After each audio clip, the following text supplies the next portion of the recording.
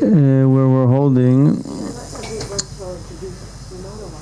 say officially, and then we want to be able to manage this today and the next class. Officially, last class, again we're we're connecting Perek Balad Hashem with Hachana Havdalah Hamtaka. And at this portion, then we're trying to see how all of Perek Balad Hashem reflects Hachana.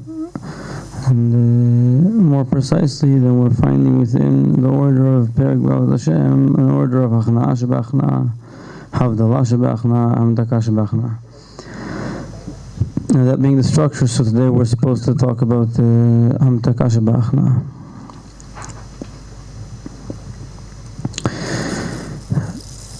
Now, it's also the first time we're talking about Hamtaka Bichlal, so I'll say a few general things and then we'll try to connect it to the text and to what we've said before. Hopefully, I don't have time this time. What I'd like to do is, after we finish this topic, is to give questions about this portion before we move on to Havdalah. So either we'll have time today at the end of the class, or next week maybe we'll do a full class. Like in other courses, usually I try to give full classes of questions, but because here our pace is more difficult and there's a lot of information, I don't know if we need to, then we will. We'll see at the end of this class.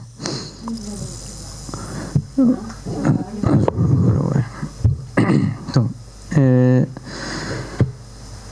I think we said about Hachana Havdalah Hamtaka, we said a few general things. One of the things we said that after I get a good picture, what I should be seeing is that Hachna is something that needs to be intrinsic, it needs to be Hachna and do Havdalah, and Hamtaka happens. That's one quotation that we've mentioned. So in a way, Hachna is like Hachana, we said, it's like a preparation. And Hamtaka, in a way, is a result, an outcome. Now, the main thing I want to, not to make a mistake about when you say that, is that when you say something is an outcome, then the picture is like a passive picture, like something that needs to happen to me. It's true. If I say something is an outcome of something else, then it's passive. So we don't want to get a passive picture of Hachna, even though, as we'll see, of Hamtaka, sorry. Even though, as we'll see, and we mentioned a little bit last week already, that Hamtaka Shebachna, like the substage here of sweetening within Hachna, is passive. There's something passive about it. But before we start talking about specifically here, a word about Hamtaka in general. Again, all these criteria that we said, that Hachna is a preparation, and Hachna you need to be, and Havdalah you need to do, and Hamtaka happens. That's general, that's always in any scale, that's true. So here we're talking about relatively in Hachna, the Hachna Havdalah Hamtaka that we're studying now are the sub-stages of Hachna itself. So relatively, the sub-stage of Hachna is a preparation for Havdalah of Hachna, and Hamtaka of Hachna is a result of Havdalah of Hachna. Did that make technical sense? So it's a technicality. And so that's also in general the rule that anything we say is always relative. You can say it on any relative scale that you're talking. So I want to say something general about Hamtaka, not just here in this sub-stage that we're talking about now. Whenever we talk about Hamtaka, is that seeing Hamtaka as a result, it permutes a certain passive approach towards it. Now, there's something true about that, there's something not true about that. I mean, objectively you could say that it does happen, but in order to understand it as something doable, or to try and experience it, and I need to think of Hamtaka as something very active. So the best term that I can think of is that what Hamtaka is a lot of Havdalah. Like an abundance of Havdalah is Hamtaka. In our structure here, the most active stage is Havdalah. And we want everything to be active. And so we'll say that what sweetening is an abundance of separation. Hamtaka is ribui, it's a lot of Havdalah. So if I do Havdalah a lot, then it sweetens. It's as if Havdalah in a way is like reassessing reality. So I get like a new image of reality.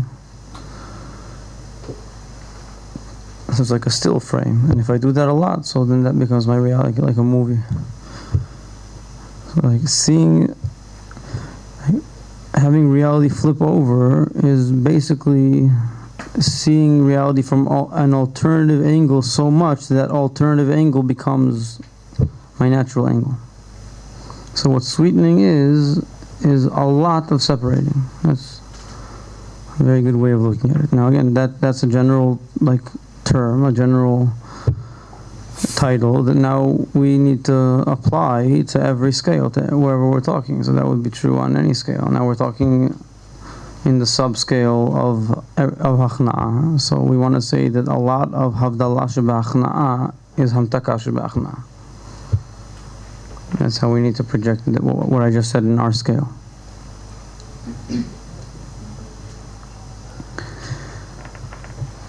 One that give us a sheet with all the Havdalah. Until now we only have 3 terms. Yeah, but tell us easy to see it's like a... Yeah, Nachon. That would be nice.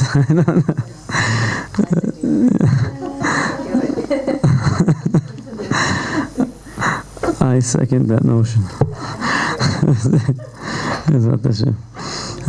I just don't have such a seat. I wouldn't even know how to make one. So, but it's very simple. We could just take a piece of paper and write it and photocopy it. Well, we can make it on the board. On the board, yeah. Is somebody literate enough to write that on the board, or has a? You wanna write this? Do you have a marker? How come the class isn't So, last week's class is not online?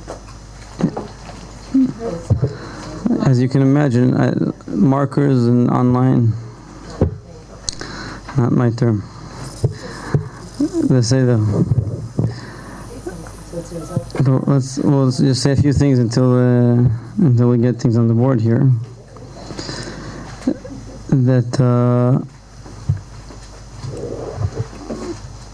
how did we explain Havdalah again? And one more thing, that we want to connect all this to Perek B'Avat Hashem. So I think that's the main point here, is to see how Perek B'Avat Hashem is this. So Perek B'Avat Hashem has very explicitly, as the last portion is a portion of conclusions, like explicitly. Like there's a piska, a paragraph there that starts that Aliyadei Avodah Zo, that when you do this, then this and this happens. So there's an explicit portion there that expresses the conclusions, which is Hamtaka. So let's just write this on the board. I'm confused about this. The easiest way is to do right here Hachna, which is submission, separation, sweetening. No, not on the top, right there. Yeah. Submission on top, like a pyramid. Submission, separation on top. I'll give it something to take more sides so we can put substages. More? Yeah, like in the middle of the board. Separation, exactly, like a triangle. And here sweetening. You want to write the Hebrew terms as well, because I keep using them? Yeah. Sweetening.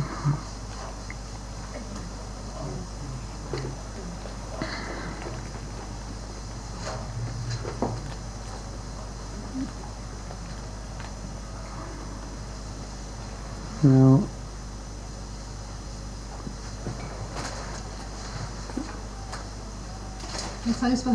exactly. Now do the same thing over here.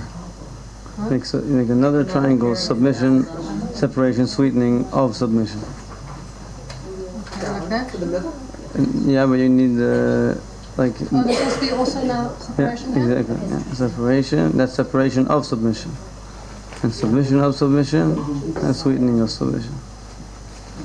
Separation, sweetening. So yeah.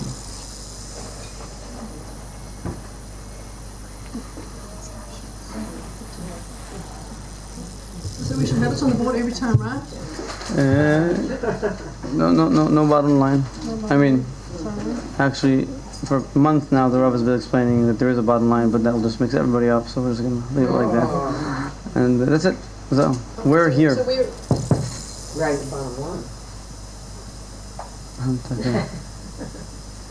Now, now that we have this chart, when I say we're here, what I mean is that if we are that, and we do a lot of that, then we're here. Yeah. So that's what I just said, that a lot of separation within, that rule is correct on any scale. But on the scale we're speaking about now, so a lot of separation within submission, which is only possible after a lot of submission. I wouldn't say a lot of submission. Submission is intrinsic.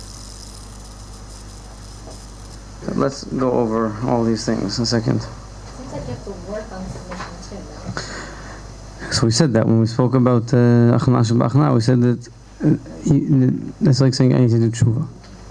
That it could very well be, we quoted the Rav Magid who said to two brothers, Reb Zusha and Reb Melech, that in ordinary times, then you'd start with separation of submission, because submission would be a given fact. But today, you need submission within submission. So for sure, and all that we're placing within submission in general. So that if we take that on a higher scale, we could even say that what the Rav Magid meant is that in ordinary times, you could start in actual separation. And that we wouldn't say that historically. Let's go over this. We'll say one more thing as an excuse to go over all the information. That what that comes out also to explain hamtaka, any sweetening. Another three. There are many triads, three sets of three terms that correspond to these three terms. Like any set of three terms actually corresponds to these three terms. There are many, literally scores of terms in Kabbalah and Chassidus that correspond and are parallel, not identical. Each one refers to something different. One of the three terms, a very general, like very, very commonly used terminology, is to describe three types of Kabbalah. And the terms are Hishtalshelut, Hitlabshut, Hashra'a, which very, very, like off the top of my head, that will be translated. Hishtalshelut is like, I don't know what that means. Like evolutionary. That's a good word. What did you say? Where, like What was the word? cascading, Cascading, like steps. like a waterfall. Okay, יכול להיות. Evolution describes it very well. I mean, that's a word I use a lot, like as one of the triads here. So the Ramak's Kabbalah is usually called Hishtalshelut. If anybody knows the Ramak's Kabbalah, it's all describing the stages kiviyachol between the Kadosh Baruch Hu and reality. And then there's Hitlabshut, which means like Hitlabshut means to enclothement, which basically means that it's like moving from 2 dimensions to 3 dimensions, where everything is like a hologram, not just a diagram, but everything is dynamic and inter-inclusive, like we've done here, where we can see that there's Achna'a in Havdalah, that's Hitkalelut and Hitlabshut. So the Ari's Kabbalah is very much like that. Obviously, it's infinitely more intricate than just evolving. And then there's a term called Hashra'a.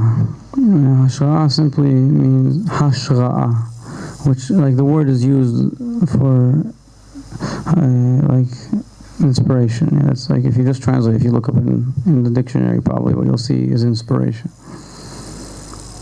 So why did I mention that? Because Hamtaka, if we parallel those terms, and these terms obviously are parallel, so Hamtaka, by definition, is inspiration. There's something inspirational about it. Now, defining inspiration is very difficult. That's exactly what I want to say. That's the point we want to make. That it's very not definable. It's by definition paradoxical. Just like if I understand what we've been studying, if I say that there are two, like Achna'a and Havdalah, are complementary edges, and Hamtaka is the result of both of them, So by definition, Hamtaka is something paradoxical. But Hamtaka, it's my understanding that Hamtaka has the ability to use the paradox to move forward, whereas Hashra doesn't seem like it's First of all, it's not. I wouldn't even use the ability. The word ability. What do you mean ability? It's not. It's something. It's inspirational. Now, for sure, that's why I said that when you say all you want to take out of that term, we don't have a term, so we're going to have to use a lot of terms, and every term we say, we're going to have to say something against. So, why do I not like just inspirational? Probably that's also what you don't like, because it seems very passive, and we want to use it because that's what we said. It's not passive at all. It's very active. On the other hand, it's a state of being. Okay, so what will be my conclusion? That's my excuse to go over what we're talking here. The only real way to study Hamtaka, even though again here Hamtaka Sheba'achna'a is the easiest type of Hamtaka to talk about, because relatively it's a sub-stage of Achna'a. Achna'a is a stage that's much more precise. Like you can explain what Achna'a means. And you can teach Havdalah. You can't really define Hamtaka. But if you are in Achna'a and you understand very well Havdalah, then you'll taste Hamtaka. So also practically speaking, like if I'm going to give a class about Hamtaka, so what you need to do is have everybody remember very well Havdalah, Achna'a, and then you do Havdalah, and then at the end of the class everybody feels a little bit of Hamtaka. That's like the best you can do in a classroom. Now that's even if we're talking here in the sub-stage. You're not teaching this. I never teach Hamtaka as a topic. Like I said, even initially we built this course in a way that we only aspire to reach Havdalah. And then at the end, why don't you do Hamtaka? Because it's not teachable so much. It's inspiration. It's Hashra means, the literal meaning the Baal Shem Tov meant is it's the dwelling of Hashem. And Hashem dwells, and then everything sweetens. Everything comes together, everything comes alive. But what you're holding, what you're containing is non-containability. So it's like a maintained, like a stable, chaotic paradox. So by definition, we're trying to explain how this is a course. So we do want to define something, but by definition, we're trying to define something. The first definition we're saying is that it's not locally definable. So it's a non-local phenomena, like in today's physics. It's not something that you can catch in ma'abada, in a laboratory. So that's a good excuse why what I want to do is we'll try to say again a bit of the Achna'a Sheba'achna'a and the Havdalah Sheba'achna'a and see how what comes of it is Hamtaka. And then we'll try to connect that to what it says in Paragraph Hashem. First we'll tell a story. In Paragraph Hashem, the Rav taught Paragraph Hashem several times throughout the years. I know of like 3 different recordings. There might be more, I don't know. Now, every time the Rav teaches something, it's completely different. That's just the way he is. Now, one of the times that the Rav taught was this is like 20 years ago, so I obviously only heard the recordings. But it must have been a very general crowd. It wasn't, not a Hasidic population. You can hear the questions and everything. And it was a very short course, 3 sessions, 9 hours, the whole thing. So at the end there, whenever at the end, always the Rav has no time at all. Like we usually also end up with no time at the end. So you have to say something very quickly. And also it's good because Hamtaka, it's hard to talk about. Like if you understand the beginning very, very well, then the end kind of happens. Everything falls into place. So he told a story. He told a story to describe what's written in the end of Paragraph Hashem. So we'll tell that story and then we'll try to meditate on it a bit. It's a story about the Chesed LaAvraham. The Chesed LaAvraham was the grandfather of the Chida. A very big Mekubal, a very Gadol Yisrael from a couple of generations before the Baal Shem Tov. Or one, around that area. He wrote a book called Chesed LaAvraham.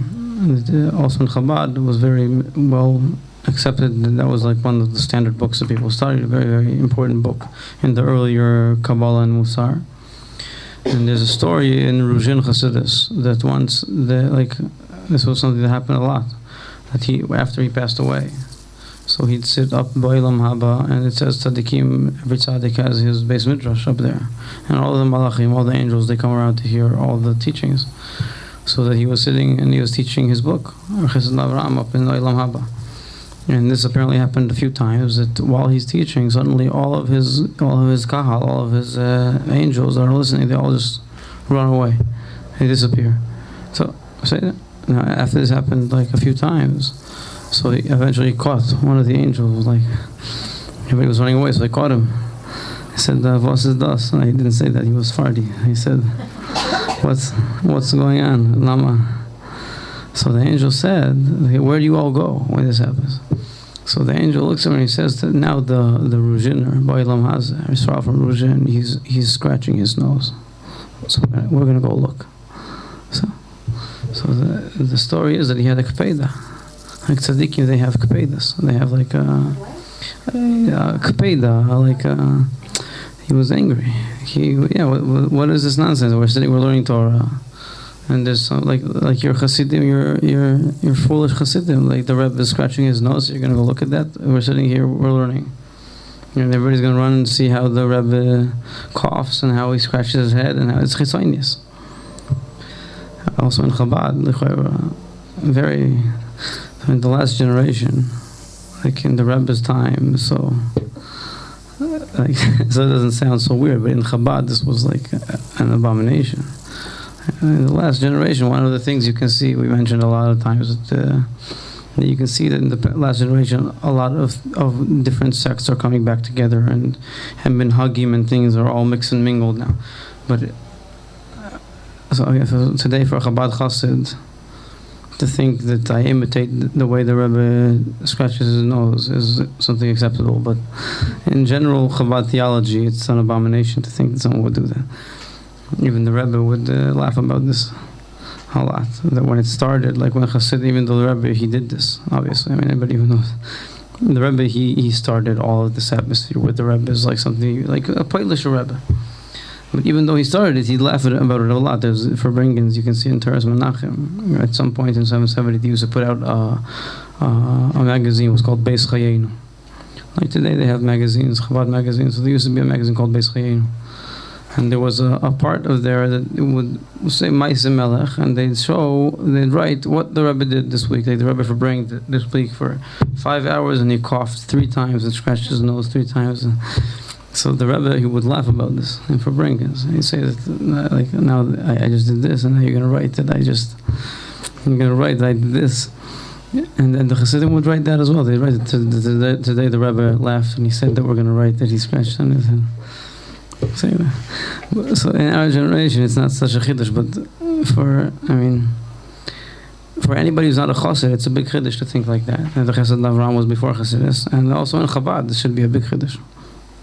In Kol Makom, so it says that he had a kpeda on Yisrael from Ruzhin. Like, what is all this? All the angels were learning Torah, and all the angels get up and like foolish Chassidim shotim, and they go to look at their Rebbe. He's gonna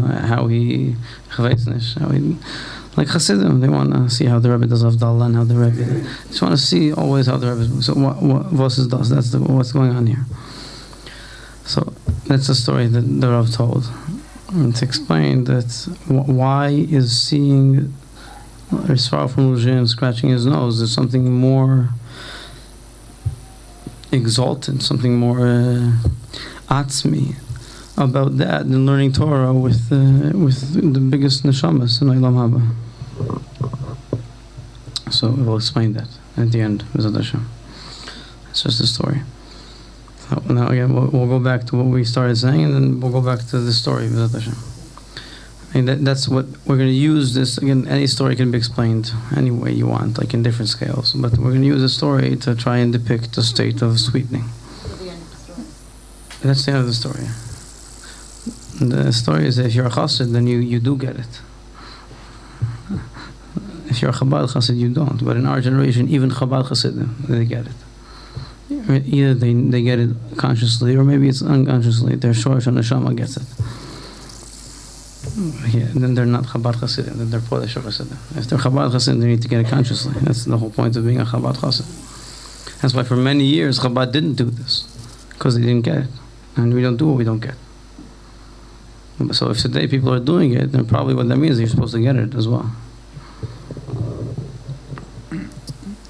That's if we want to say that you should be doing this. Maybe you shouldn't be doing this. I don't know. I'm just on that side of things. Today you can't anyway, so I won't help you. So, might be a solution for that. So what we're, if we want to feel like a bit of sweetening, so we need to retract. I said this already from the past two classes, that at this point of our study, it's fundamental everybody rehearses what we're saying. So I hope anyone's done that. I don't know if you have, but very, very important. So in Achna'a Sheba Achna'a, we said that we're looking to reassess location. That's like the definition that we said. In general, Achna'a is breaking pride, and within pride there's centricity. It's called egocentrism. And the only way to reassess that is makif lifnei pnimi, is to give someone else the center. That's what we discussed here a few classes ago. And then we mentioned that doesn't solve like the main mass of pride, is how usually pride is described, is a delusioned image of self. Who I think I am something that I'm not. That's usually how we picture what pride is. I have an image of self. But in order to be able to reassess my image of self, I have to take myself aside. There's a more, like a core element in my pride, is that regardless, before I can reassess who I am, there's where I hold that image to be. And first of all, I'm the center of reality. Now, I also usually think that center of reality is very nice. Maybe that's not true. I need to reassess that. But in order to be able to reassess that, I need to lose the center, because I can't scrutinize you, or I can't scrutinize myself unless I take you aside. I come aside, I want to talk to you about something. So that's what we talk about. That's what Achna'a Sheba Achna'a does, and that's also how we explain why it's a preparation for Havdalah Sheba Achna'a. Ask a question just to see what people are holding here. What's the main part of Achna'a? Where do you have the most Achna'a? In which stage here? Like, what's more Achna'a? Achna'a Sheba Achna'a or Havdalah Sheba Achna'a? It's Havdalah Sheba Achna'a. And every stage is like that. Again, Havdalah is the thing itself. Is what you do. And Achna'a is just a preparation. Havdalah is what you're doing. That's the reassessment to self. And Achna'a relatively is makif lifnei pnimi. We brought all kinds of examples for that, like the first class in Kabbalah we said from Rabbi Hillel and Parish, that the first time you teach someone Chassidus, you need to blow him away so that he'll be willing to. That's not called teaching Chassidus. It's only enabling him to learn Chassidus. So now, then when we spoke about what's the actual breaking of the pride, Havdalah Sheba Achna'a. So sorry, there's one more word about Achna'a Sheba Achna'a. So we corresponded that to Kshel Setov, to the first portion of Perguat Hashem. And when you do good, you need to give the credit to Hashem. And then we clarified the atmosphere of Perguat Hashem, that when you study that, then you could say that what the Rav is saying is that you don't take any credit for your good, but that's not the main point in the way we're explaining it here. The main point is to give all the credit to Hashem. And that you end up creditless is inevitable. And that's the whole point of Achna'a Sheba Achna'a. That you put someone else in the center, and you lose your centricity without any need for self-scrutiny, no direct self-scrutiny. That's why it's doable. So now I read Perguat Hashem and like how we're explaining it now. So all of the first part of how to treat my good is all avodah of giving Hashem the center. And at the end, I'm a scapegoat. But that's where I find myself. Inevitably, I don't do that. And we explained this in length. I'm just saying it in 2 words. Now, on top of that, once I've done that, so then there's Havdalah Shebachna. And Havdalah Shebachna, we said that the main word of that class about when you do bad is that doing bad substitutes Avodat Tzaddikim. I don't remember if you remember that. That was like the main, like, surprising phrasing that we used, like, to catch you. So we phrased it in a surprising way. That what's an Aveira? An Aveira is Hashem doing for me what I should have done. Because it's instead of like Avodas Tzaddikim, if I give all the credit back to Hashem, then it's like walking down to my reality. But if I don't, then I'll fall back. Now, an Aveira is like falling down to my reality. It's the same thing. So an Aveira is the same as Avodas Tzaddikim. That's what we explained. Does that make sense to anybody here? So if I were doing this right, when I do an Aveira, how am I supposed to treat that? The exact opposite of the way I treat a mitzvah. When I do something good, then I need to give it all to the Kadosh Baruch Hu. So when I do an Aveira, what do I need to do? I take it all to myself. And then I work the opposite. Like by giving something to Kadosh Baruch Hu, what do I do? Let's rephrase it. I don't think we use this phrasing. We'll say another phrasing. What do I want to do to bad things? Bad things, I want to make them small. I want to make them disappear. And good things, I want to make them big. Very simple. Like I want to make the good very big and eternal. Like very big and bolet, like explicit and eternal. And I want to make the bad very small and passing. Now, I don't chas v'shalom. I don't want to chas v'shalom make the good small and passing, and I don't want to chas v'shalom make the bad big and eternal. So that's exactly what we flipped over in the past few classes. That a person's first nature is where, in order to maintain a delusion of self-cleanliness, he piles out. He makes the bad something very, very big and very, very eternal. Like by blaming all of reality around him. So he finds himself in a very, very bad world just to maintain, and the good becomes very small. So I don't want to do that. I want to do the opposite. How I make bad small. So I'm small. So if I just take credit for it, that's what we said yesterday. It's only me. We spoke about the word blame. Asham. This is the most important word here. For Achna. If I own the bad, I do, and then I don't spend too much time on it, right? Because I don't want to blow, because then I'm blowing myself. If it's only me, then I don't need to spend time on it, because it's only me. But then there's a space there where you're kind of like, it's kind of nice. Like, I don't have to worry about it, great. Nachon, we said that. Nachna, there's something passive. Right, Nachon? But then on some level, I'm not really owning it, because it's really nice not to have to worry You're about not owning it. You're not owning anything. You are it. I am the bad, yay! So I get to just move on and just. No matter what you get, that's again. That's not a result. It's a conclusion. You're picturing it. It's a result. Whether it is a result or not isn't relevant right now. If that's your conclusion, that's true. It's true, but it's so what's it? What's it going to help not saying it if it's true? True, but it gives me a way not to really. But what's the difference? What it gives you? Is it true or not true? It's true. So what's the difference? Life becomes really easy like that. Now, if you say it's not like that, so what? No, it's true. I'm just saying the idea of a person having to take a reckoning. So you're saying that in order that I can get better results if I lie to myself. No. I'm saying it's true. How do I make a reckoning in that state? Okay, I don't want to reckon my sins then. I've no problem. No. First of all, that's reckoning. That I own them and move on. No, I don't own that. I don't. That term is very bad. I'm sorry.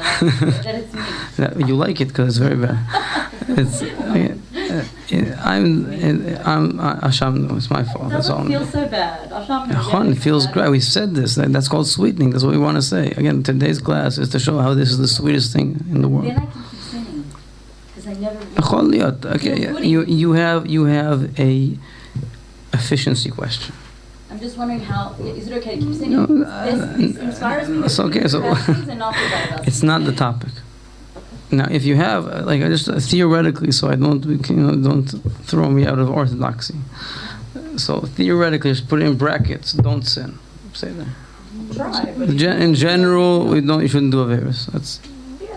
but you Same. don't, so why don't you? But I don't. Of course, I mean, I don't think you do. But I think this is the way. maybe. Our theory is saying that this is also the path to also. In addition, it's also more efficient. But I Mamish adamantly do not want to present it on the efficiency side because that's not relevant right now. You're saying that thinking that I'm the bad it will produce less mitzvahs and more averas. So it's not efficient in God's project here. Now I disagree.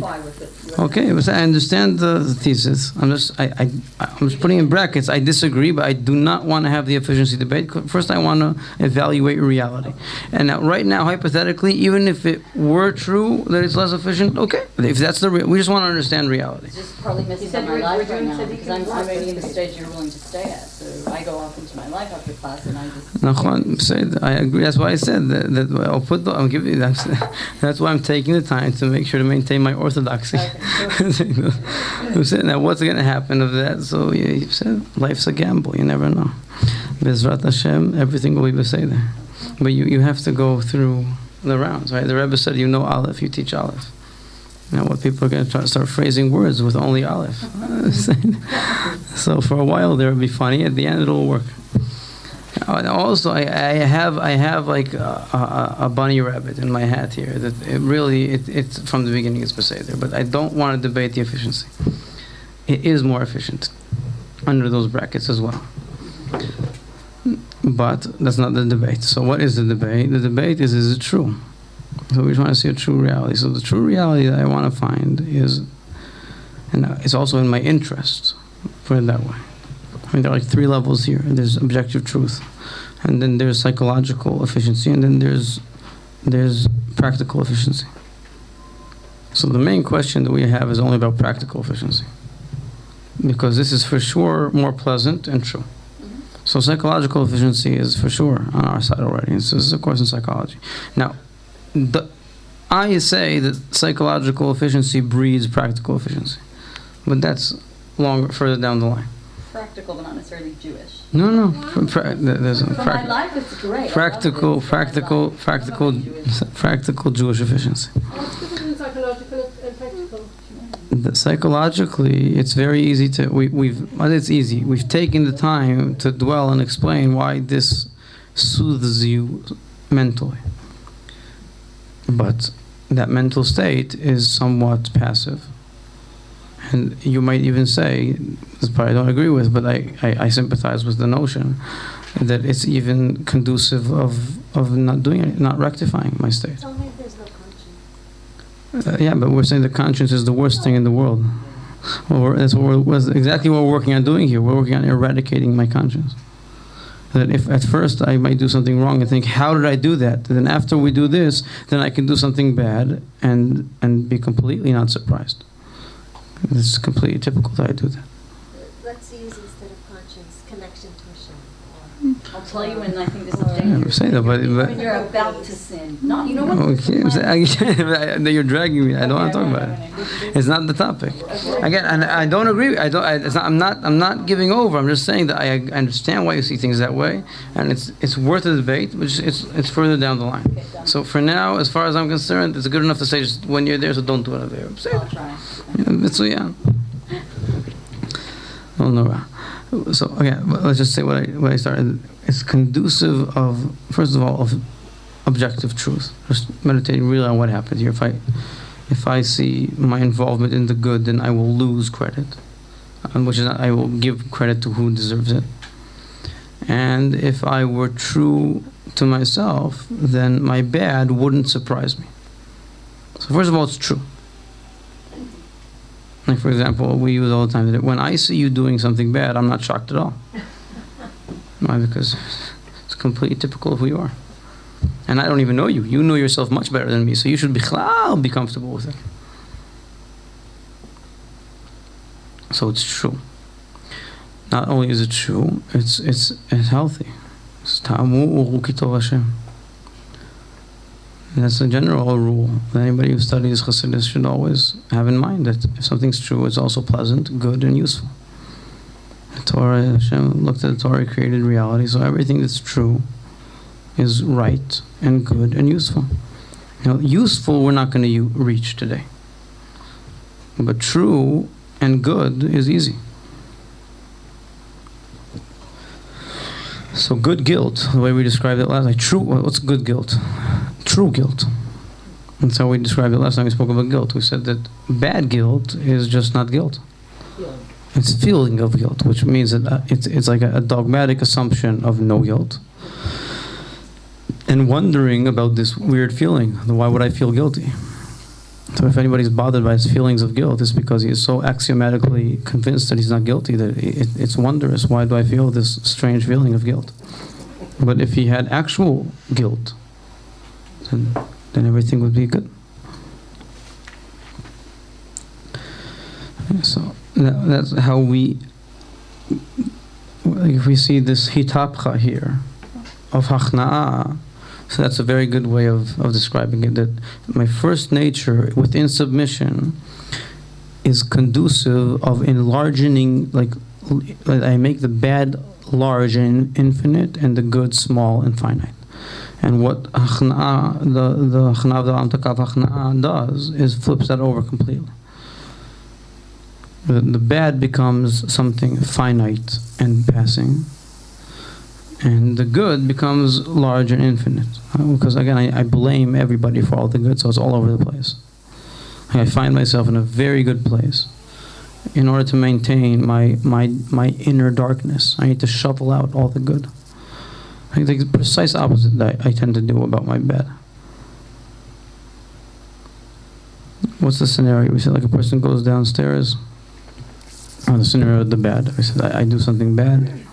Like I yell at you in the class, for instance. Even worse, so you keep asking this horrible question about efficiency, and you're so annoying that I just, shut up. But I say it, Mom, it's not nice. So then everybody's like, so first of all, I deny ever saying it. Why do you yell at her? I wasn't yelling. And then if I can't deny it, because people, like I said last time, people are peeking through the door, like, why is he yelling? You have a microphone, you don't need to yell, it's recorded. It'll be online next time. Maybe that's why in the last class I wasn't online. Maybe they censored me. So then I start, again, reality isn't reflecting my image of self. In my image of self, I'm a very, very special mashpia. I teach in Torah Nefesh. I must be a completely rectified thing. I keep describing rectified situations. Everybody's convinced that he's talking about himself. And I'm also convinced that I'm talking about myself. So if suddenly something happens, mamish doesn't reflect who I am. So I don't know, what do I do with this? Where is this coming from? So maybe it's your fault, because you kept asking annoying questions. And it's everybody's fault, because you let her. Why do you keep letting her? Like usually when people ask annoying questions, the students at some point get up and say, shh, so come on, where are you? And my wife and kids, they don't let me sleep at night. And I have no parnasa, so I'm bothered. I'm sidetracked from my madrega. And the situation in Israel and democracy is all a hoax. On a global scale, reality is horrible. In order to just explain that tiny little evil that I did here, like there's a speck of bad. But it's not me. So whose is it? I'm not going to pick it up. So I start shoveling it out. Now by shoveling it out, I end up darkening reality. So what I'm doing is my tendency to not take credit for bad, because again it doesn't, I'll say it differently. My tendency to cultivate and maintain my delusion of self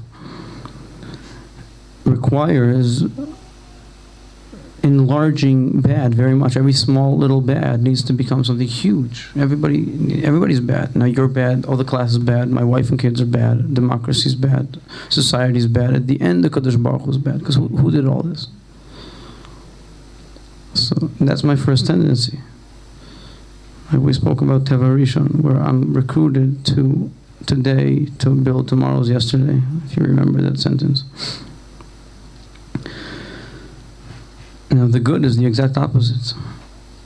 Like if the Kadosh Baruch Hu did like this amazing Ashgacha Pratis to roll all kinds of circumstances in which I can do something good. So there's a lot of good things surrounding me here. But the second I see good, my tendency is to say that's only me. There's nothing, it's just me. It's just a reflection of me. So in order to do that, I have to suck out the credit from all of everything around me. And all it is just me. It's very small.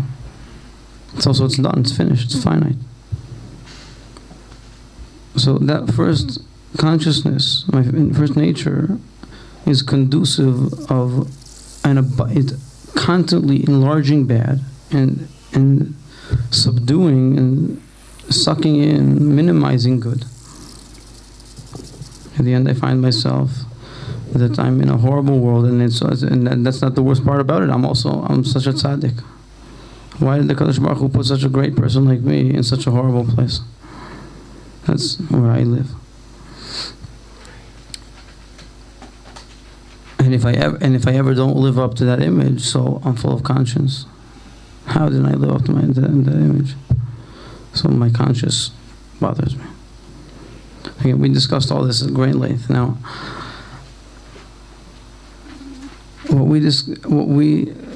losing the center, like giving away the good, fixes my first tendency to suck it in. Then good becomes something very big. And sucking in the bad fixes that second tendency of piling out bad. So Achna'a and Havdalah,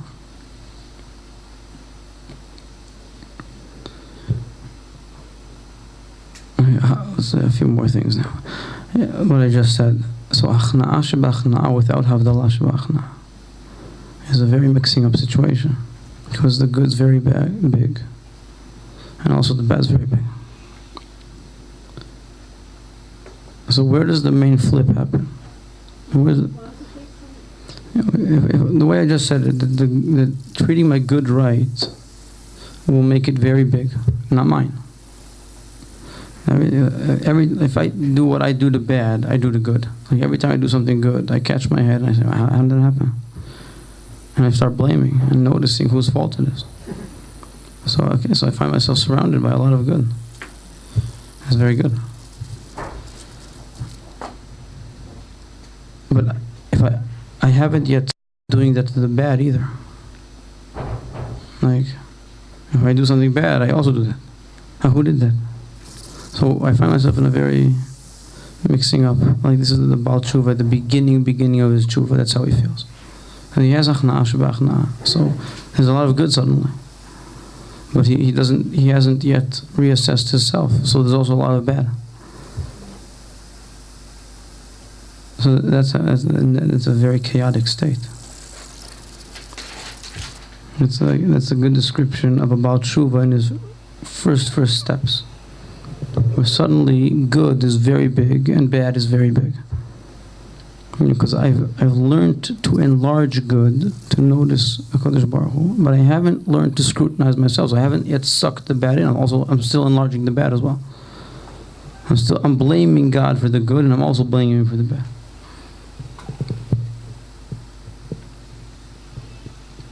Okay, so where does the real flip happen? Only when I do Havdalah sheba'havdalah, which is sucking in the bad. Reassessing my image of self.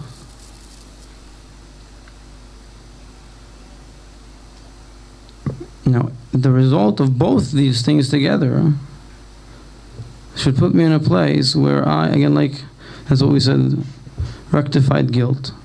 Like the story we told about that Bachur from the yeshiva. that he, through his slyness, created a lot of suspicion. And he needs to notice how, in order for him to notice that, first you need to tell him that you love him, there's a lot of good. And that will enable him to see that how all the bad that he sees around him, it's only him. There's nothing there. It's only you. Nobody's against you. It's only you with your slyness creating these demonic delusional powers around you.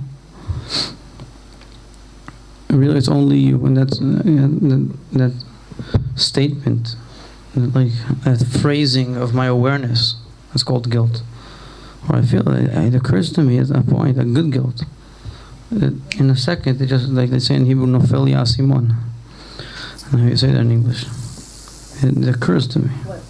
Something clicks, and suddenly the second, the penny drops. Exactly. It's only me.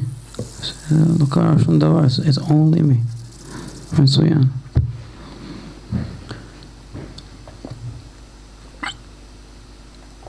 Now that those two paradoxical sides, where am I weeping about myself, and my joy about reality, about the Kadosh Baruch Hu around me. We also explained how not only do they not contradict each other, but they permute each other. The deeper my awareness of how all the bad is me, the more wondrous it is how everything is still good. And the more I realize how good Hashem is to me, the more embarrassing and the more breaking how bad I am. It's Yichud Zeirampin V'Nukba Yichud Zun, Tiferet and Malchut, Rachamim and Shiflut, the good of Rachmei Shamayim and the Shiflus of my reality. And if I have like a good, that's how, like a moment of, if we take that scenario we spoke about, that boy. So, like the first time we sat and we spoke and we reassessed the scenario, what happened in the yeshiva. And there's a second that it dawns on him, like you said, the penny drops. That's called Havdalah. Havdalah Sheba'achna. I see everything upside down suddenly. Mamish, from minakatze lakatze. Now what's flipped over? What's flipped over is that the good and the bad, that's what we'll call it now. It used to be completely certain that I'm good and whoever's against me is bad, and now it's everybody who's against me, they're all good. And only I'm against me. Only I'm bad. And all the bad I'm doing, it's like I feel for 2 years I'm being beaten up, and then for a second there I realize that I'm standing with a stick and knocking myself on the head, and everybody around me is trying to stop me. That's how radical a picture changes here. And it's complete conviction, like a complete experiential conviction of reality, being like a psychotic person. He's completely convinced that all these people around him are against him. That's exactly the scenario with this boy, in any scenario. The Rosh Hashiva is evil, and the boys are evil, and everybody's against me. And only I can take care of myself. And then for a second, suddenly everything flips over completely. That everybody here is on my side trying to help me. And only I am insisting on creating these demonic powers around me. And it's only me. So when that happens, there's a second of Havdalah. That's Havdalah Sheba'achna. Wow. Havdalah is like separate. It's like as if I step out of myself and see everything. So flipping is separation. Yeah, exactly. The term is hitapcha. I flip over. Now, why is this not hamtaka? Like if I did that, what happens a second afterwards? You're really good. The relief. A second afterwards. You do it by yourself. For a second. But what happens a second later? A second later, I just gravitate right back to my original picture. Okay? It's like I peaked at reality. Maybe not a second later. Why not a new picture? Because you don't. You're heavy.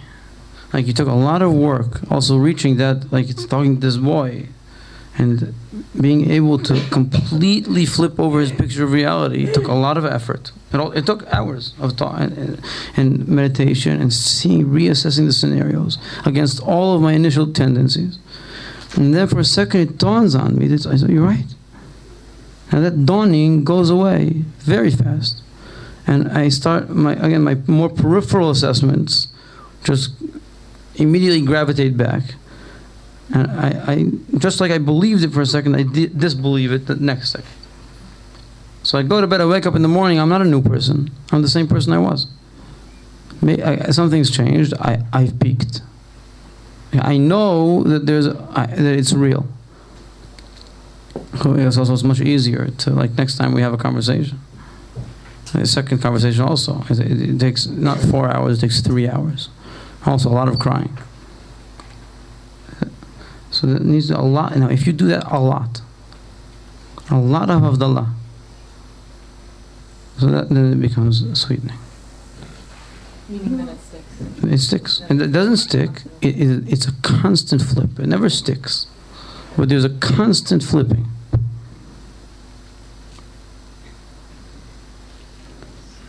So then, now. But that's because you keep realizing. A constant realization. Like this process. Like if let's say, put it this way. Like you read Pergat Hashem, you might think that this is all describing Russia.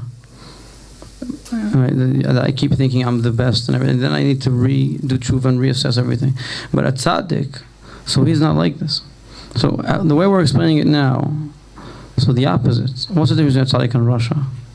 Russia, this happens to him like once a year, or once in 20 years. And at tzaddik, it happens to him every moment. So it's not a question of whether or not this happens. The opposite. It's a question of how frequently does your opinion, does your view of life flip over.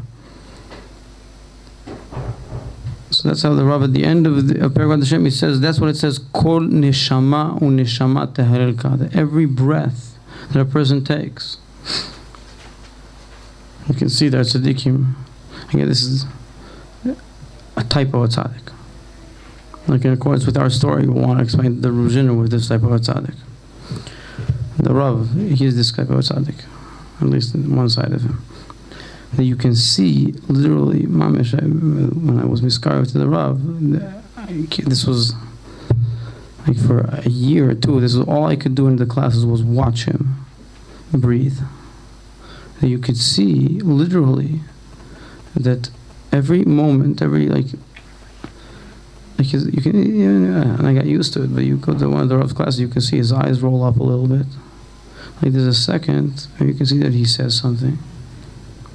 And then there's a moment of, like a fraction of a moment of self. And then immediately he gets scared. And then he falls. And then it's like he remembered something and he relaxes. Every second. You can see it happening. Literally, you can see it on his facial expression. Like every moment, there's a moment of height, like an inhale. And then I catch myself, I notice. So I immediately step back. And like a complete fear, that's it. And then I remember this is how I am. So I breathe again. And then again, once I breathe again, so again, there's a heightening. I catch myself. I fall. This cycle, like this psychological cycle, happens every second. It's the opposite, and this is what a tzaddik is. The difference between me and a tzaddik is that I do this like once in 20 years. And a tzaddik, he does it every second of his life, every breath. Kol neshama neshama. That's one way of looking at a tzaddik, or that's one type of tzaddik. Now, does that make sense what I just said? And you can see it physically on people. Mamish. When you said we are hachna'a, so what are we? What basic state do we stay in? And we don't have to keep flipping. What is that basic state? This is hachna'a. What we said now is all hachna'a. And in general, we're saying that hachna'a, you need to be. So all of this needs to be you. Like, on a more general scale, after you are this person, you can start doing things. But only after the Hamtaka will actually be more like will actually be it. Hamtaka v'achnaa is just a constant. It's doing a lot of Havdalah Shabachna. But it's still flipping. Yeah, but it becomes you become an acrobat. Hachna doesn't really exist. All of these things exist. None of them exist. It's all just natural human life. Like you're practically staying in there without palm. What, just Achnaa Shabachna? It's, like I said, it's chaotic. You can't, if you just stay in Achnaa, also, as we'll explain, just staying in Achnaa is also chaotic, in general Achnaa. So also on the substage, just Achnaa Shabachna is chaotic. And in the end, you lose your mind. It's like the Rav said once about if you're a Breslov Chassid, you can be Breslov until 38, but then it's a problem. Rabbi Nachman passed away when he was 38, so the Rav said once, with a smile, that you can be a Breslov Chassid until you're 38, but then you're older than your Rebbe, so it's a bit of a problem. It's something you have to grow out of. Like Achnaa. Breslov is Achnaa. This is Breslov. What was Rabbi Nachman wants you constantly agog and aghast. Okay, so it's a preparation. You can't do without it. You have to go through this.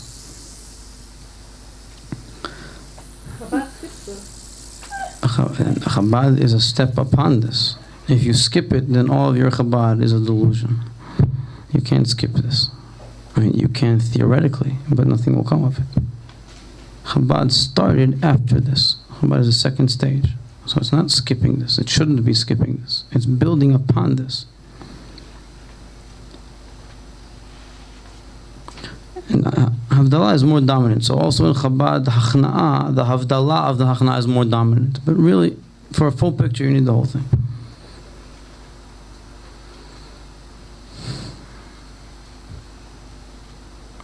Let's complement this. What do you get at the end? What's it called? How does the Rav write in Turning Darkness into Light? What does he write about Hamtaka Shabachna? What does he call it? We kept mentioning that prototype there. So there's a title. Hitbonenut Pratit and Hitbonenut Klalit. That's a general meditation. And I don't remember the translation there. And the last, like Hamtaka Shebachna'a, he calls it a spontaneous prayer. This is Rabbi Nachman's prayer. Hachna'a. Like the state we're talking about now, Shekol Neshama Neshamati Halelka, what's the pshat of that verse? The pshat is that everybody will daven to you, that every soul prays to Hashem. And this is what's called prayer. Like this state, and this is not a chiddush. Like Rabbi Nachman's type of prayer. It's not a Chabad prayer. So only if you're Chabad is this a Chiddush. If you're Chabad, so prayer is like a bittul, meditative state. But in any other place in Judaism, so this is what praying means. Rabbi Nachman's prayer, we call it Rabbi Nachman's prayer, but really all it is the authentic Jewish prayer. Where you, out of experience, I can't do it, only Hashem can help me. And inevitably, what my reality, will say harsher, like more precise. It's that what I am is a prayer. The verse says, Ani tefillah. Not ani mitpalel, not I'm praying. I'm a prayer. All my reality, like if you can go back to that picture of guilt, that Hashem, all the good is Him and all the bad is me, so what am I? What I am is a prayer. I know. I said I'm neediness, not needy. That was the word we used. We're very, very precise because praying is bad, but being a prayer is good. It's the exact difference between the feeling of guilt and being guilty. So if I'm praying, it could be very bad. Like I could be praying. I think the Kadosh Baruch Hu, I have a problem, so I pray. What am I praying? That now I feel. We told this joke about the parking place. No, for sure we said the joke. I love that joke. We didn't mention the joke about the parking place. No. The guy goes to work in the morning and he's looking for a parking place outside his office. So he doesn't find a parking place, so he makes like another sivuv. And he's late. It's like 10 minutes late and 20 minutes late. Now he's got a meeting. He's going to get fired. He's very, very pressured. So at some point, he's so broken that he just stops the car and he prays to Hashem and he says, please, if you find me a parking place, I promise I'll start davening and putting on tefillin and I'll shomer Shabbos. And as he's speaking, immediately the car right in front of him pulls out. So he turns to the Kadosh Baruch Hu and he says, never mind, I worked it out. That's the joke that we like. Now, why do we like this joke so much? Because it's a very good joke. If we try to meditate on it. What happens here? A guy wakes up in the morning and he goes to work on time. The first nature, you don't have to picture him as some delusional, narcissistic person, just a regular guy, and he listening to radio or whatnot, and he's just experiencing standard stability. And when he reaches, like, he's 10 minutes early and he's looking for a parking place, say there, it's complete, everything's fine. And then, like, after around the block, and he's like a minute late, something cracks a little bit. After a few more of those, and he can already, in the image of his mind, he sees himself begging, and he's fired from work, his wife leaves him, takes the kids off to the Bahamas, and he's all alone in the street, lives in a cardboard box. And so he sees all this happening, and all of his stability, everything crashes and burns as he's driving around the block. So he's exposed to his net value. What's his net value? That he's neediness. In the morning, he woke up completely independent. Not narcissistically independent, just delusionally stable. And then the reality started reflecting his net value, and he's shaken up completely. So he turns to Hashem, and now Hashem immediately, the Kadosh Baruch Hu, he helps him. Now, instead of being so happy with the good that Hashem he jumps on any good he sees in order to suck it into himself and re-maintain his stuff. For a second there, I was losing it. Baruch Hashem, everything's beside there. So he just re-stabilizes his delusion. And he's not happy either. He forgets about it a second. It's all done. Never happened. And if he reacts well, then he'd be very happy. To stay in that state completely is almost like to pray all day. Not to pray, to be a prayer. So now, so what was his prayer? Well, that was why I told this joke, just to define his prayer. What was he doing? That's called praying. And you're not supposed to pray that way. What you're saying to the Kadosh Baruch Hu is that everything was fine half an hour ago. We got along. Nobody interfered in the other guy's life. Now do me a favor, get back out of my life. That's what you're saying. You're praying to Hashem to leave you alone. And why? Because you don't identify with your neediness. You don't realize that you're a prayer. You think you're praying. No, but even to be a constant. So that's the verse is Ani Tefillah. That praying is reaching myself. That's who I am. That's what I am. And what does it mean that Hashem created a creation? A creation is a prayer. It's a need. You want to stay there unless you keep yourself. That's what you are. Right, but I'm saying. I mean, the objective definition of a creation, Tole Eretz Blima, like the net value of a creation is a whim of hope. That's what it is. Either it's created or it's not. It doesn't exist. It's existed. And its experiential existence is of dependency. Can the average person be in that state all the time? That's the definition of an average person's state. No, but can it? The opposite. We work very hard to sidetrack from that. Right. That's just our net value. Can the average person be? That's called achna'ah. That's what we're talking about. So is it possible to constantly remain in that state? Doesn't it take? Okay, so we said for me at first, after I've built very big buildings, so really reaching that state is, like we said, it's a crash and a burn. Okay, but then I need to. Now I know. Once it happened to me in yeshiva, I realize.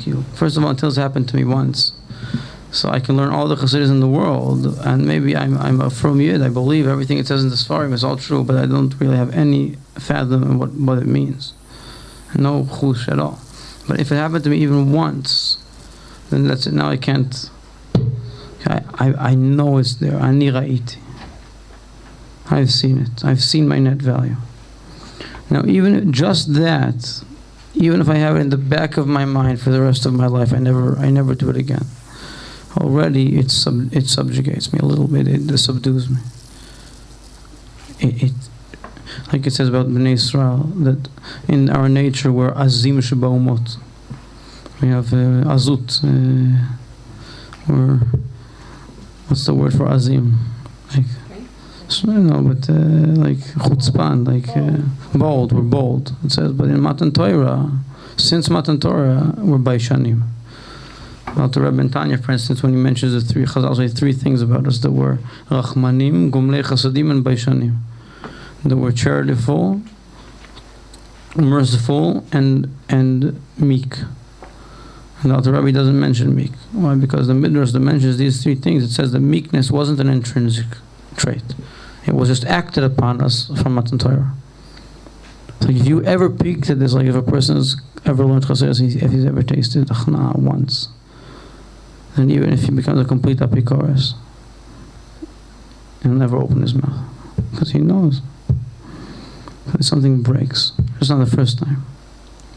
You can't be bold anymore. No boldness. Like the Chassidim used to say when you go into the Rebbe for the first Yechidus, that was a term in the Yom Yom, it says. In the first Yechidus, the coarse foreskin you lose immediately. That was a term in Chabad. Avoid as Hashem, there's a lot to do with the coarseness, like the first layer of Orla, of your sealed heart. So you just look at the Rebbe, you lose that. You can never go back there again for your whole life. That's gone, out the window. So that's like peeking at Hachna. Even once. It doesn't really last your whole life. No, if you make an effort, maybe you can moshech be'olato, you can regrow your foreskin, reseal your heart. But the impact is understandable. Now, this state here that we're describing, and it's called ani tefillah, not ani mitpalel. I'm a prayer, not I'm praying. In the way we're looking at it, so I'm praying is bad. It's otherwise. What am I praying for? I'm praying for the Kadosh Baruch Hu to leave me alone. So why do Breslovs pray? And they don't. They're prayers. Why? Because they live for an hour? They should be prayers. They're always in that state. No, but when that hour, that's the only hour that I'm myself. All the rest of the hour is my brutto value. But my net value is only in that hour. So how does one make sure that one is a prayer and not praying? That's מאוד קשה. Yeah, but can you just tell us what the difference is? We just described it. When you're trying, no, in words, you're trying not to get Hashem to meet your need, you're trying to get yourself to meet His need. No. His needs, but- You're a need. No. There's a need here. So when you accept that I am a need. I am a need. So if, for instance, for a second there, I see my lowliness, so what should my reaction be? Oh, there I am. That's the same Achna we spoke about last time. If I do bad, what the first reaction he writes there is not to be mispoiled at all. That's the first thing. Now, for people like us, what that means simply, like it's written there, I need to quench my initial excitement, my initial shock. It's all a lie. And I need to reach a place where first of all, I'm not shocked, bichlal. And then comes up the efficiency question. Besides that, we're not dealing with the efficiency yet. But that's what needs to be done. Can I ask you a question about something that you were talking about earlier?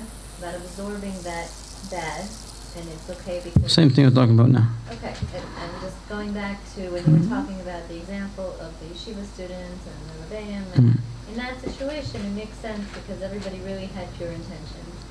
But if you give me a radical enough, not politically correct example, then it'll be more difficult to me to explain why it's correct.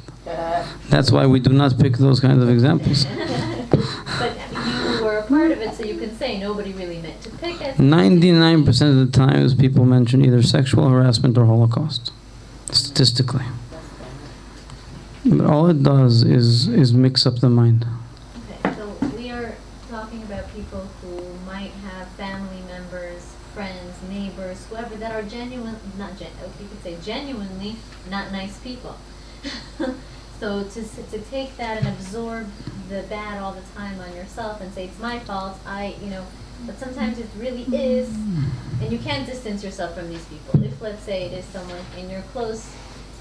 First of all, the dogma is wrong. What you said, first you stated a few facts. What you're saying is nice, but it's not always true. I disagree. Now, is it always easily... No one's ever malicious or ever does anything spiteful. Your bad is always you. 100%. Your what is yours? The bad that you see, the bad in your reality is 100% you. Again, that's a completely wrong question, phrasing, because it doesn't make any sense. All the bad in my reality is 100% me. But you can say that as well. I'll phrase it that way. Now, is that always something easily applicable and noticeable? Okay, we say that's why there's a lot of books. It's not simple. I wouldn't even say it's not simple. It's not easy. Usually it's very simple. Even your malicious neighbors. Now, moreover, many times the reason it's mixed up is that I'm looking at not only am I not in this process of taking the bad to myself, am I not really doing that, I'm just lying to myself on so many levels that, for instance, like if you say I have this neighbor, like a malicious neighbor. So, I'm not saying that you're in control of the world. I don't know about that. Thinking, trying to imagine this as being in control of the world is part of my delusion. So I could hear this and I could think to myself that I need to take fault for his behavior. Why? Because I'm God and I created him. That's like the base of that thought. That's not at all what we're saying. What we're saying is that, let me give you an example from halacha, and we'll try to translate it to a scenario. There's a halacha case, like if a person is walking down the street with a big, like a bunch of pots or something, and somebody jumps out behind of a bush and scares them. Wow. So he drops all his pots and they all break. So who's chayav? So it's a complicated debate, but one of the base opinions is that the person who scared you isn't chayav because he didn't break the plates. You broke the plates. Why? The term is a beautiful term in the Talmud. It says, "Hu hifchidat atzma." You got scared all on your own. Now, does that mean that it's your fault that this guy likes scaring people? Not at all. That's not your fault. But there is absolutely a dimension here that's only you. You got scared all on your own. Now that's you. And that's all you. And you can find this in anything. Now, identifying what is me and what isn't me, that's the difficulty. I understand what you're saying theoretically. But if you take a radical scenario, it's very difficult. Give an example of someone who demands you owe them money for something. You can't. Okay, I'm saying you can't. In that situation. And you don't give him money. So what happens? You're in a bad, like they're not. You did that to yourself. Come after you and what? It is, I don't know. And what? You don't have peace. Okay, that you did that to yourself. Again, you didn't print the money. You didn't print the money. But you did, obviously, that's an easy example. I mean, there are examples that will get me mixed up. But that can't be answered in such a setting. But that's an easy example. And I come and I yell at you, why didn't you bring Coca-Cola and cookies for everybody? And the second I say it, even as a joke, you feel a little bit uncomfortable. So you did that to yourself. I apologize. but you did it to yourself. That's it. Okay. Obviously, if you stretch this, it's complicated. And a lot of therapy is like in a scenario, in a case, many times starts with finding that point of fault. Very difficult. Like the two examples I said. So sexual harassment, for instance. Very difficult to find where a person can start healing himself. Well, if you don't find that, and also today in today's society, where if you just say the word guilt, oy vavoy, you'll be put in prison. If you want to find a foothold out of the pit that you've dug yourself into, you have to find it. You have to find it because it's true. That's just the reality. So you find the point of your own. I'm saying it could be very, very difficult to identify what really is me and what isn't. My problem is me. Just like it could be very difficult to identify what the problem is. Identifying the fault is identifying the problem. A person comes into you, his life's a mess. What's the problem? It's not easy. Very difficult. What's the problem? I can tell you a theory very easily. The problem is his fault. I say, okay, what is it? Okay, it can be very, very difficult. Is it where it began? It's a simple, no, so right now, here and now. Lo yikvan keheref ayin. Osim tshuva v'miyad nigalin. It's either me or the Kadosh Baruch whose fault is it? Okay, so we believe it's not the Kadosh Baruch. Kadosh Baruch is good. That's how we believe. We're innocent. That's what we believe. If he's innocent, we're guilty. It's called being innocent. If you believe that you're an innocent Jew, Hashem says, if you say he's innocent, you're guilty, and he says you're an innocent Jew. Yehudi Tamim. Now, if you learn these things, you don't need to be so innocent anymore. It's very explicit. You just need to study. So you have a little kid that was sexually assaulted. Chas I v'shalom. want to say we have 5 minutes. I'm just trying to think of scenario. Okay, so again, just upping the volume isn't going to change the mathematics. There's, I mean, okay, so obviously I don't know, and also such a title includes within itself infinite random examples, but the bottom line is that again, the difficulty to accept this is just like if we'd say it, I can give a radical other side of things. I can blame you that all you're doing is insisting that it can't be that the Kadosh Baruch Hu is completely the creator and completely the creation. There has to be some quid pro quo. So no.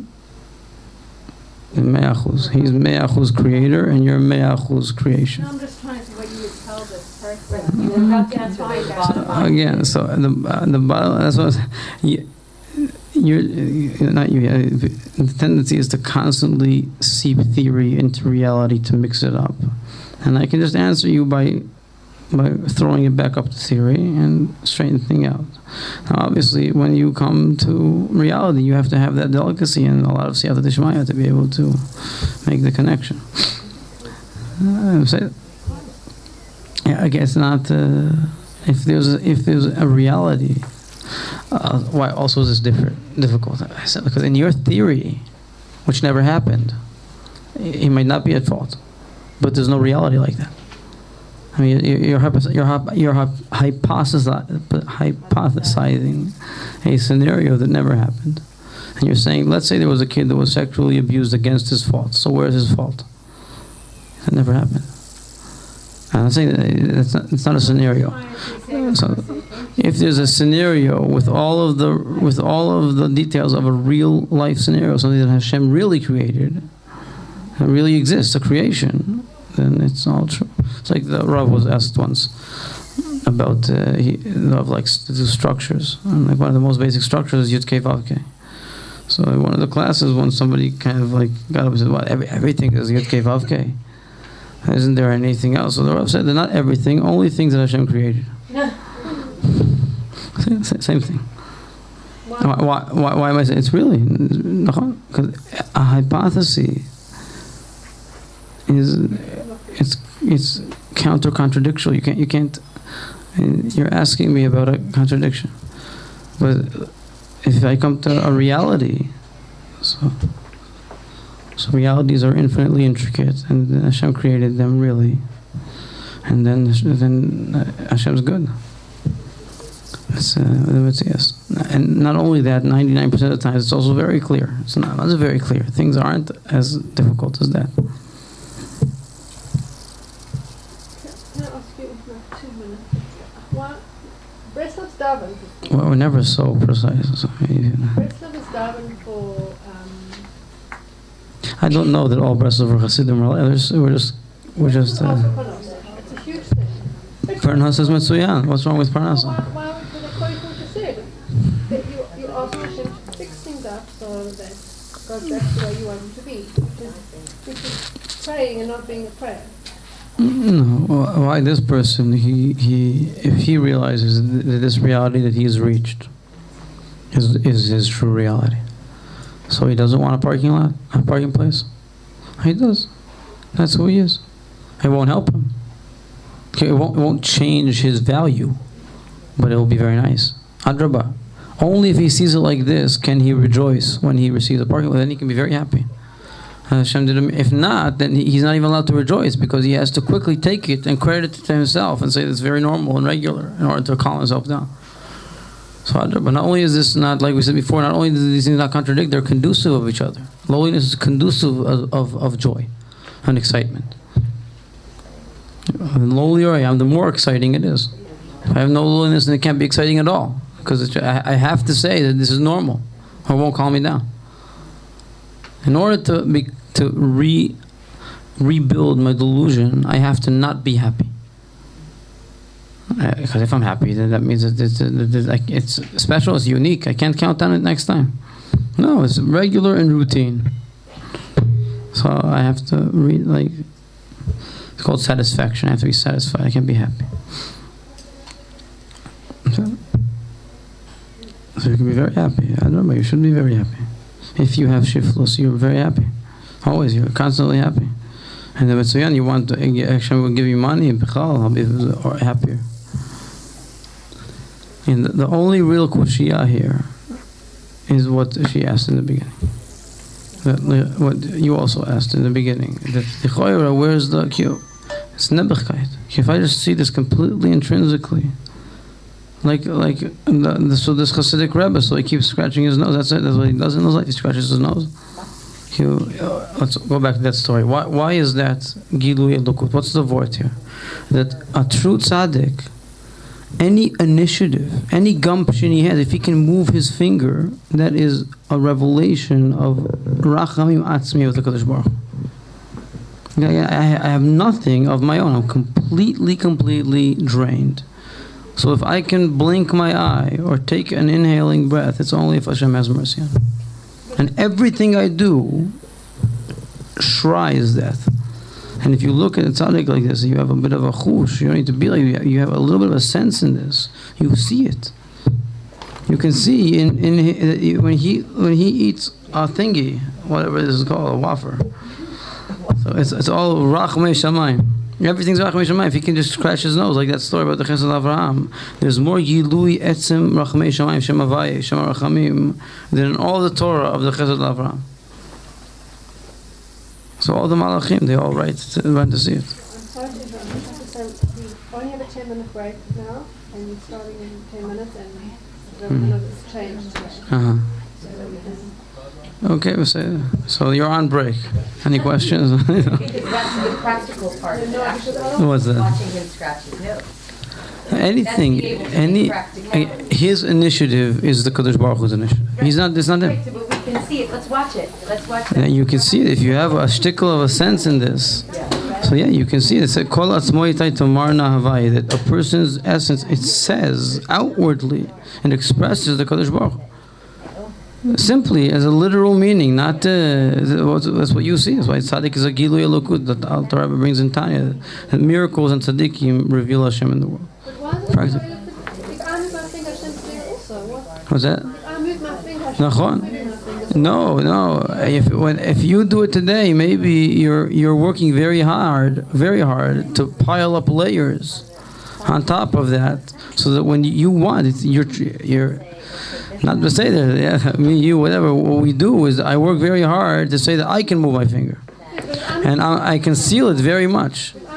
But seeing a person down for the count is also like a tzaddik. Who's like a tzaddik, for instance. So you pass by him like a tzaddik, like an avel, a mourner. You pass by a mourner, it's like passing by a tzaddik. Mamish, you feel it as well. Why? Because he's shattered to pieces. But it's not that he's shattered. It's that he's shattered, but he's beseder. he doesn't think, he thinks that he thought he'd die if that would happen. So how is he standing? He doesn't know either. So he's reached his net value, and he didn't dissipate. So I can when I see him, I can see it. So pass. That's why also you pass by a mourner, you pass by him like you pass by a tzaddik. People ovrim al pnei havel, it says. You can feel it a little bit. So tzaddik is a constant.